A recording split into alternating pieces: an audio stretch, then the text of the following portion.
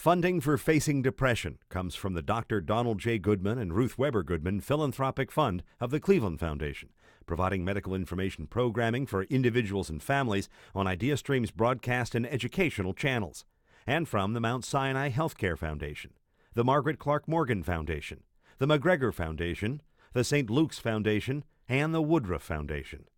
Next on Facing Depression. I felt bad about myself. I felt worthless. Every year, some 18 million Americans suffer from major depression, which can be debilitating and deadly. If you're a mom, what else could be worse than the death of your child? From tragedy to treatment, watch doctors uncover the biology of the brain, and patients confront the darkness.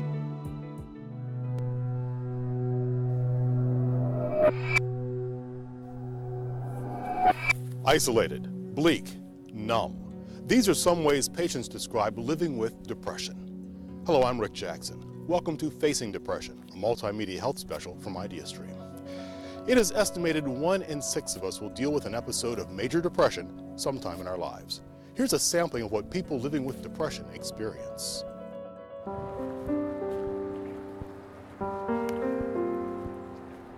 My name's Ken Tomorrow. I'm 39 years old, and I've been suffering from depression probably most of my life.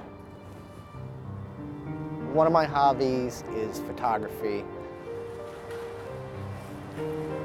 I do 90% in black and white because that's the way life is. It's not sunshines and rainbows. It's pretty murky and it's pretty hazy.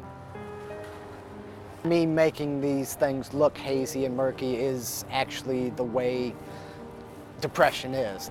The pictures represent how I look at life and how I feel on any given day.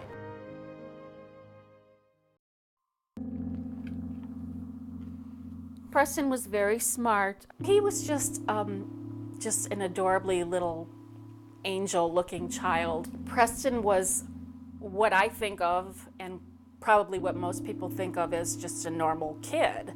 Had friends, did his schoolwork, had hobbies and interests. Then starting in the 11th grade, his grades really suffered, and he just wasn't active. He wasn't interested. I definitely do think it was depression. I did question him a number of times. Preston, what's on your mind? What's wrong? How are you feeling? Do you want to go talk to somebody? Et cetera, et cetera, et cetera.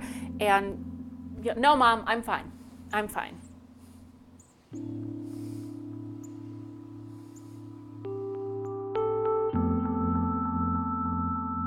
I am told over and over, it's not your fault. It's not your fault. It's not your fault. It is my fault.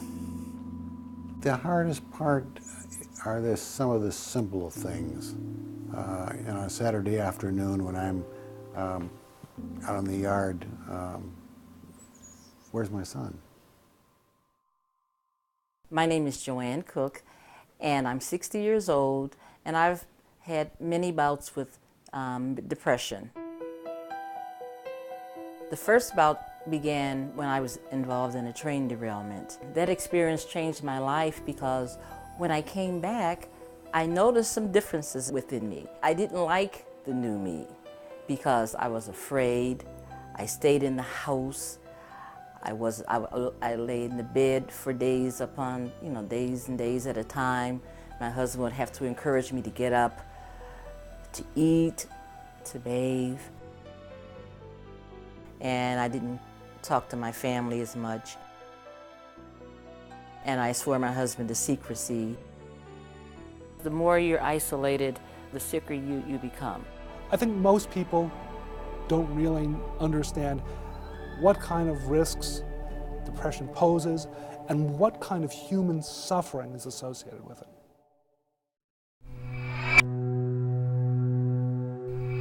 The effects of depression are riveting. So are the statistics. Suicides outnumber homicides. Antidepressants are now the most commonly prescribed class of medicine in the United States. By the year 2020, depression will be the leading cause of disability on the planet. But what exactly is depression? How does one get it?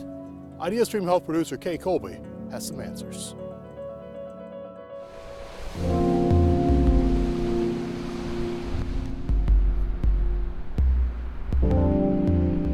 Everybody has like transient moods.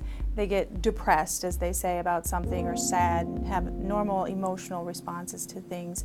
But this is an illness that really impairs people's ability to function.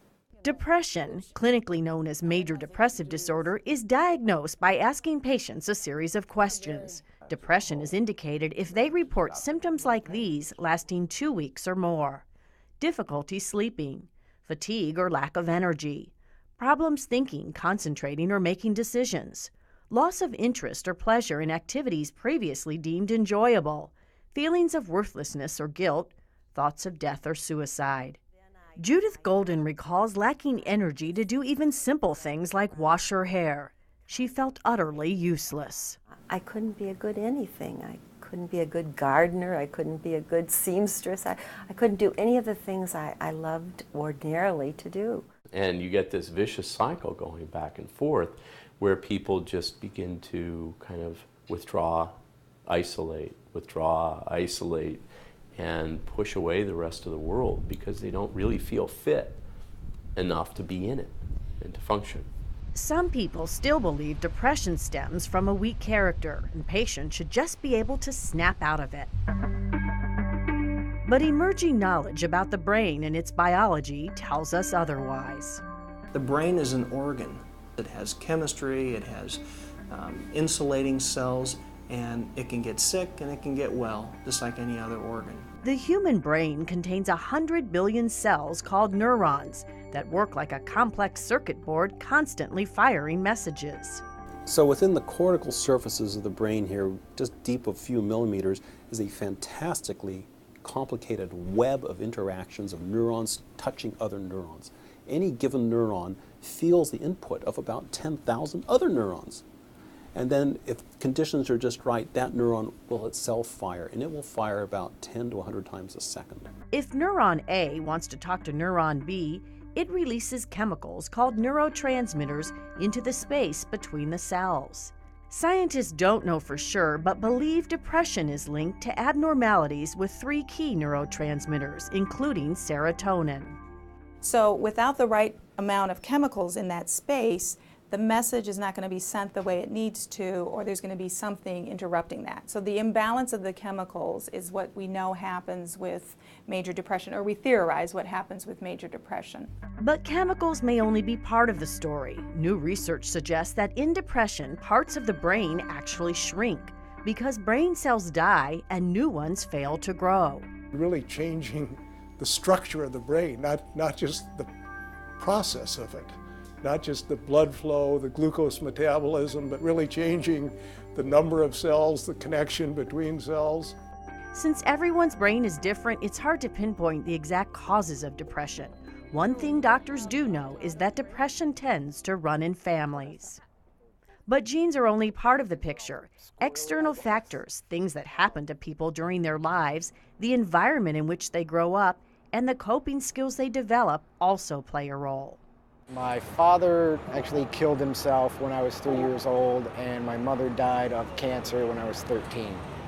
And losing them both at such an early age, I guess that's where I started to kind of be numb to everything. Children who experience physical or sexual abuse face an increased risk of depression later in life. Doctors say many cases of teenage depression are preceded by stressful events such as physical injury or major illness. Preston Yaker's depression seemed to start after he contracted a staph infection and had to have a hip replacement. People like Joanne Cook, who go through near-death experiences, can have post-traumatic stress disorder, which can spur major depression. Various forms of chronic stress can actually be a type of assault on the brain, causing physiological changes. The causes of depression can be different for every individual, and in some cases, the illness seems to come out of nowhere. But no matter what the triggering event or circumstance, the effect of depression remains the same. My life is a never-ending series of delayed reactions and non-existent emotions. How is it possible to be so numb?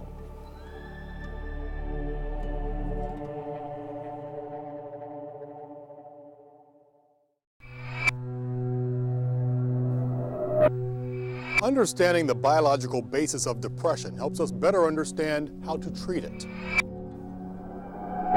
But the journey from sickness to health can be time-consuming and erratic.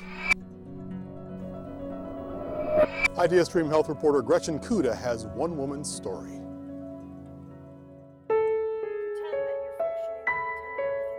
When I was depressed, I felt like every morning when I walked outside the house, I had to put on a mask to pretend that I was feeling normal, to pretend that I was successful, to pretend that I was a good mother. You have no idea what effort it takes to pretend. You have no idea. Many people with depression feel they have to pretend despite being very accomplished. Julianne Cardilla managed a law degree and maintains a respected career as a lawyer. Her battle with feelings of worthlessness and low self-esteem began at just 16 years old. I know exactly the day and the time and how it happened. I was getting some pills out of the closet for my mother, and the pill bottle spilled open. When I gathered them all up, I was looking at them in my hand. And I thought, you know what? I could end it right here and it would probably be better for everybody. Cardilla didn't take the pills. She continued to suffer in silence for over a decade until finally she asked for help. She saw a doctor, and for the first time she had a name for what she felt: clinical depression. And I went to a bookstore and I sat down in the psychology section, and for 3 hours all I did was read about clinical depression and about the new wave of medication called SSRIs. SSRIs, or selective serotonin reuptake inhibitors, are one of several classes of antidepressant medications that work by increasing levels of the chemicals known as neurotransmitters in the brain. An imbalance of these chemicals is one of the predominant theories used to explain depression. Most patients have to try several different medications before they find one that works for them. 70% of patients have to try 4 or more drugs to find relief, and some never find it. All antidepressants are roughly equally effective, but they're not equally effective for every individual. A controversial study published in 2010 in the Journal of the American Medical Association found the effectiveness of drugs varies with the severity of the depression. Patients with mild or moderate forms of the disease did no better on antidepressants than placebos. Antidepressants were most effective for severe cases. But when the drugs work, the effects can be dramatic. I went on 3 medications initially before I found some relief. The first one didn't help very much. The second, the side effects were so severe within the first week that we stopped it immediately. And then the third medication, after about 4 to 6 weeks, I started waking up feeling a little bit different. It wasn't an overnight sensation, but it was after like 3 or 4 or 5 days, I started realizing, hey, I feel a little different each day. And finally, I walked outside, and the trees looked so green, and everything looked brighter, and it really physically felt like a veil had been lifted off my face. Doctors say finding the right medication is a game of trial and error, and it's primarily the side effects that help determine where to start. For example, if you have a patient who's anxious all the time, can't sleep at night, a medication that creates some degree of sedation at night and would help them sleep, and yet also has antidepressant effects, might be the best fit for that individual. Over time, Cardilla, like many other patients, became convinced she didn't need to keep taking the drugs. She would do this twice, each time her depression returned, and each time the medication failed to work as well as before, requiring her to try a new drug. Changing drugs is not uncommon, even when patients take them faithfully. We do know that the brain is a very plastic organ, if you will. It changes over time. It changes with environment, it changes with stress. And the medication that was once effective, on occasion, isn't so effective anymore. Part of the problem, say psychiatrists, is that it's hard to know just which chemicals are out of balance in the brain. We can't go into the brain with like a dipstick and go and say, oh, you're running low on your serotonin and I need to add a little bit, you know. The way antidepressants work is still very poorly understood, and many scientists believe that the levels of serotonin and other chemicals may be only part of a larger picture. It's quite possible we'll find that some of the effective antidepressants and some of the effective psychotherapies are both affecting the brain, and that it's not the serotonin that's the key. It's not a serotonin deficiency which is causing the depression. New research indicates that parts of the brains of depressed patients actually shrink because brain cells die and new ones fail to grow. The chemicals in antidepressants may in some way promote new cell growth, and at least for milder cases of depression, studies indicate that other treatments such as psychotherapy and even exercise may have the same beneficial effect. If it's done in a fashion where it's 5 times a week and there's kind of good aerobic activity going on, it's as effective as antidepressant medication for some people. For most patients, a combination approach works best. Medication, along with psychotherapy, sessions which allow patients to talk about problems, work through past experiences, and address lifestyle issues. Cognitive behavioral therapy is a type of psychotherapy that really helps patients to identify patterns of thinking and behaving that are not healthy for them, and teaching them how to change some of those. And then I'm currently signed up for... Julianne Cardilla is not alone in her struggle. Her daughter battles the disease as well. Not only does depression run in families, it's twice as common among women as men. We don't know exactly the reason for that, but there's a high likelihood it has something to do with the female hormones, namely estrogen, which also places women at higher risk at certain points in their reproductive life. For Julianne Cardilla, it's a combination of things that keeps the fog of depression at bay. In addition to medication, she credits psychotherapy, exercise, and her involvement with a local community theater group. So this is really a chance for you to kind of get out and express yourself and feel better in a lot of ways. It is. It's a chance for me to express myself with a lot of different people from different walks of life. Cardilla says managing depression is an ongoing struggle, but she no longer has to put on a show. Now she's on the stage for real. Can you feel a brand new day? About 10 to 20% of patients with severe depression fail to respond to standard therapy. For such patients, a variety of so-called brain stimulation therapies may be an option. For example, doctors at the Cleveland Clinic are using an experimental therapy called deep brain stimulation, or DBS. It involves implanting electrodes directly into the brain to deliver a steady stream of electrical impulses into specific regions believed to be associated with mood, emotion, and other functions affected by depression. Think of it like a pacemaker for the brain.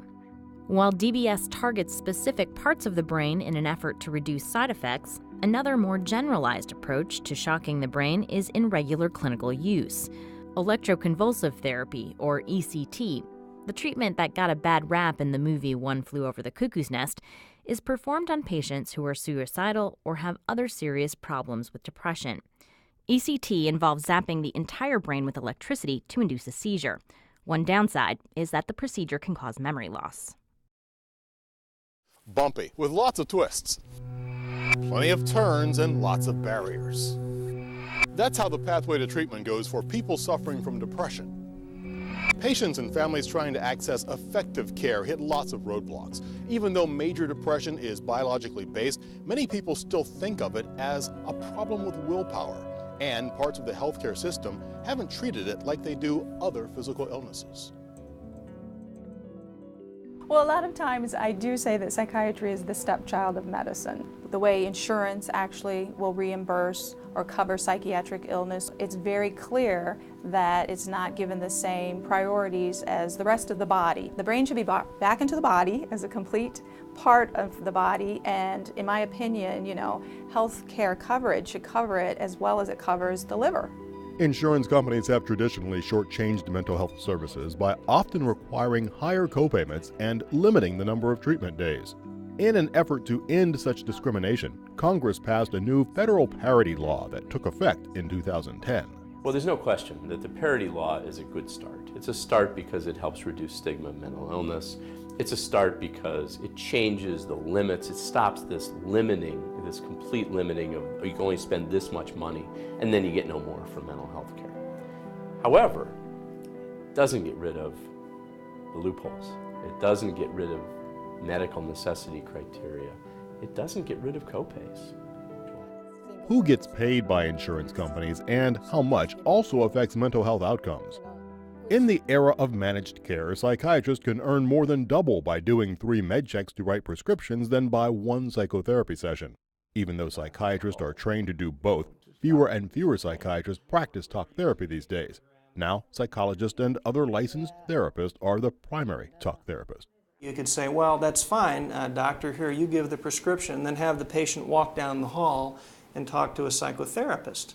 And we do that. But again, there's other research studies that have shown conclusively that it's more effective and more efficient if the physician does both the medication and the psychotherapy together. And it just makes sense. This here, that's just what it is. It's handing me a prescription for drugs. Instead of handing me a script, I need to talk about what's going on with me mentally, what's happening with what's going on in my head.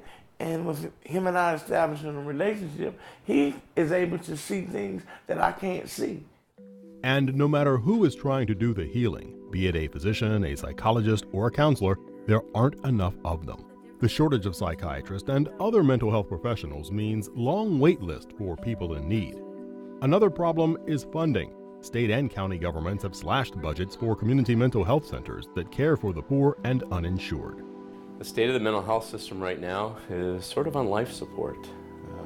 We need some help.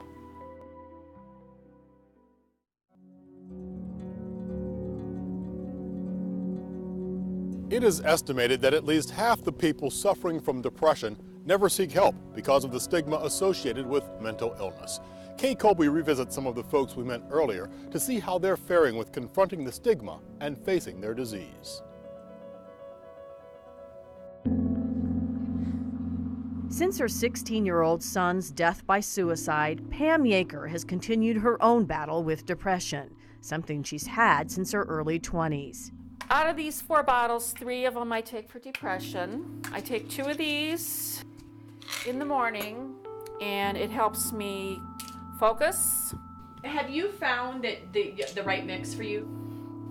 I think right now I'm probably about as good as I'm going to get until they invent new medicine. Yeager remains haunted by guilt that her son's death stemmed from depression.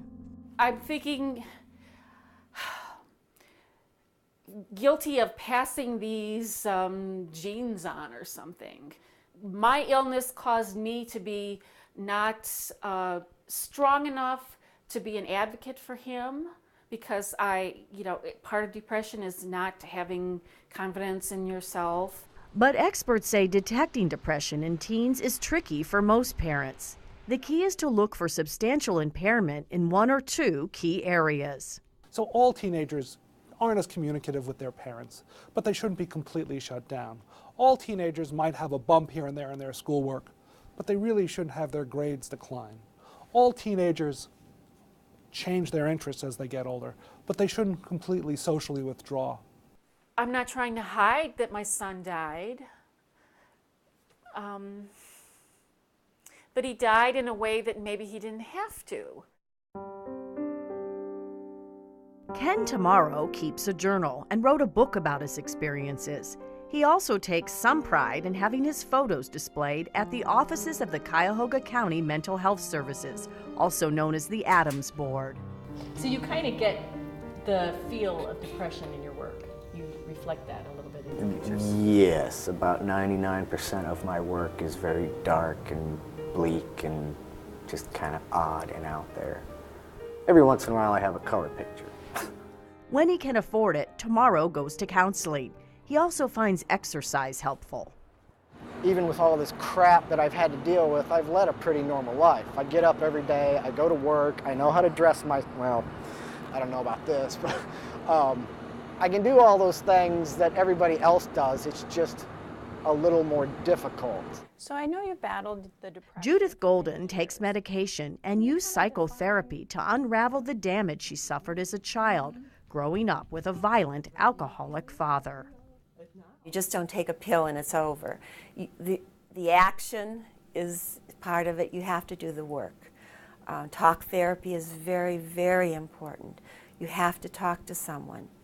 You have to tell someone about what's been going on with you. I had to talk about my childhood. I had to talk about the things that happened. I had to tell the secrets, you know. He ate too much food, didn't he? These days, Joanne Cook is grateful to be able to enjoy her grandchildren and other activities. For Cook, depression is a chronic disease, just like diabetes. It calls for careful management. Cook eats healthy, takes medicine, and is benefited from therapy. You learn tools through therapy, and you use those tools to stay healthy. So if you do become triggered, or you become ill, or have another bout with depression, they don't last as long because you know what to do, how to help yourself. Cook is now a mental health activist, working with the National Alliance on Mental Illness, NAMI, and her church. Cook started her own support group. She wants people to know help is available. Do you think that's one of the most important things, is taking the first step if you are, or somebody in your family or a friend may have depression, taking that first step and asking for help? Yes, it is, but it's very difficult to take that first step when you are depressed, because you're afraid of rejection. One thing I do is write poems, and I write poems because the poems help me to express what I went through. Rights and recovery, what a discovery. Knowing where to go, to learn, to teach, to grow. All kinds of people here, we share. Society pays a high price for untreated depression and other forms of mental illness. Families are ripped apart. People often self-medicate with alcohol or drugs. Some end up homeless or in jail. But if people work through the trial and error of trying different medications, or can access services such as psychotherapy, doctors say patients with depression have an 80 to 90% chance of being treated successfully. But people suffering have to make the first step and ask for help. To find out where to go for help and to learn more about depression, visit our website at health.wviz.org. You can also listen to related stories and programs on 90.3 WCPN. For all of us at IdeaStream, thanks for watching.